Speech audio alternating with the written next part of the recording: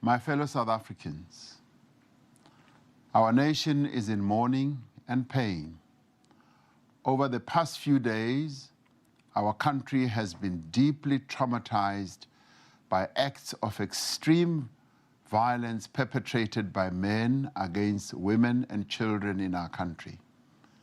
These acts of violence have made us doubt the very foundation of our democratic society, our commitment to human rights and our human dignity, to equality, to peace, and to justice. As we have done before in times of great difficulty and strife, this is the time to come together as a nation to confront our problems directly. The nation is mourning the deaths of several women and girls who were murdered by men. We know the names of Uyinene Mkhechana, Leandre Jechels, Janika Mallo, Ayaka Gianni, and her 3 little siblings. But we also grieve for the many others who have died at the hands of men. These killings have caused great pain and outrage throughout the country because acts of such brutality have become all too common in our communities. Violence against women has become more than a national crisis. It is a crime against our common humanity. Today I speak to you as your president and as a citizen of our country, but I also speak to you as a husband and as a father to my daughters. Like millions of men across this country, I am appalled at the war that is being waged on our sisters, our mothers, our wives, our partners, and our daughters. Women have every right to expect that they be free from harassment and violence on the streets, in the schools and campuses, in the buses, taxis, trains, at places of work and worship, and in their homes in our country. We've heard the calls of the women of our country for action and for justice. The collective anger, the pain, and the fear that these killings have caused must strengthen our resolve to end all forms of violence and abuse perpetrated by men against women. We have recorded progress on the implementation of the decisions of the Presidential Summit on Gender-Based Violence last year. Working together, government and civil society formations have already made much progress towards establishing and resourcing a national machinery to coordinate our campaign against gender-based violence. We are reviewing laws on domestic violence and sexual offenses to prioritize the needs and interests of survivors.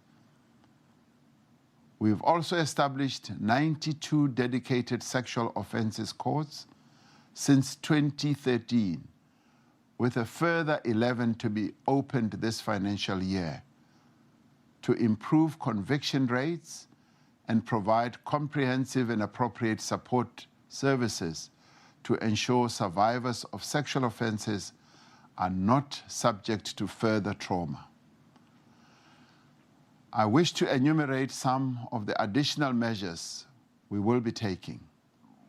We are going to overhaul and modernize the National Register of Gender-Based Violence Offenders, provided for in the Sexual Offences Act, to ensure that it is effective in combating gender-based violence. The National Register of Offenders will list all the men who are convicted of acts of violence against women and children. I will ask Parliament to consider amending the legislation to make the register public. I will propose to Cabinet that all crimes against women and children should attract harsher minimum sentences. We agree with the women of our country that the state should oppose bail and parole applications for perpetrators of rape and murder against women and children. A life sentence must mean a man who perpetrates violence against women and rape and murder, that they are in prison for life. Many women's organizations have complained that there aren't enough rehabilitation programs in our prisons. These programs will be increased and reconfigured to reduce the number of repeat offenders. All gender-based violence cases that have been closed or that have not been properly investigated must now be reviewed. We will strengthen the emergency teams at a provincial level which bring together the police, social development, health, justice, and education to continue providing rapid and comprehensive responses to all forms of violence against women. These emergency response teams will focus in particular on violence directed at women, children, and other marginalized groups, including the LGBTQIA+ community and people with disabilities.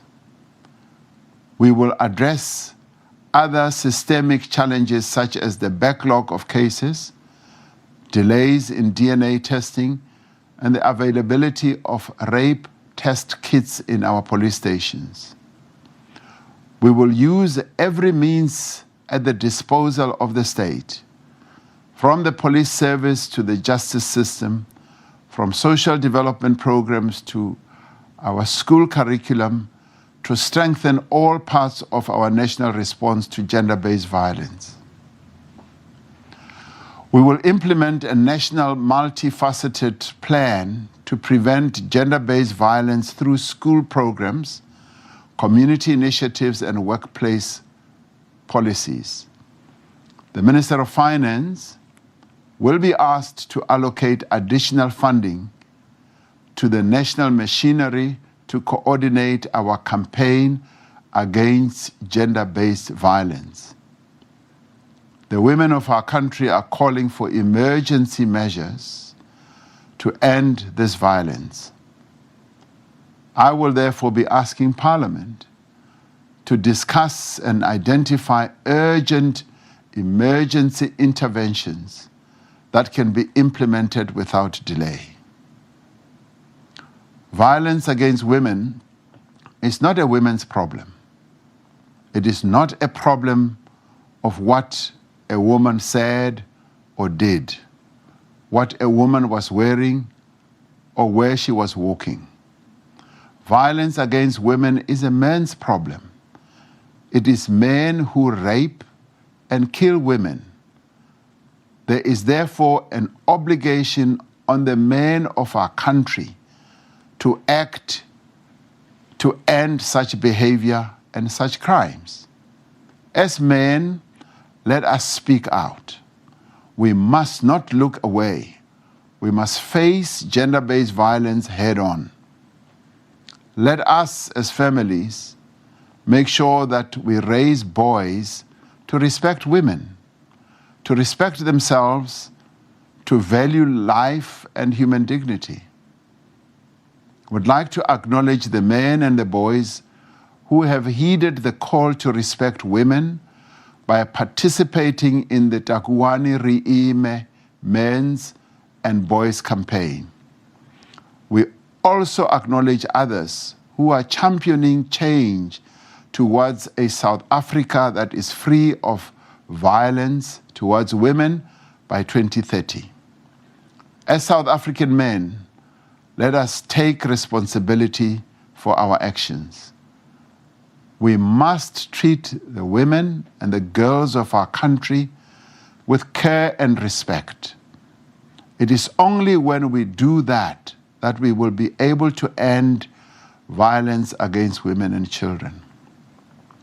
Let us therefore declare that enough is enough.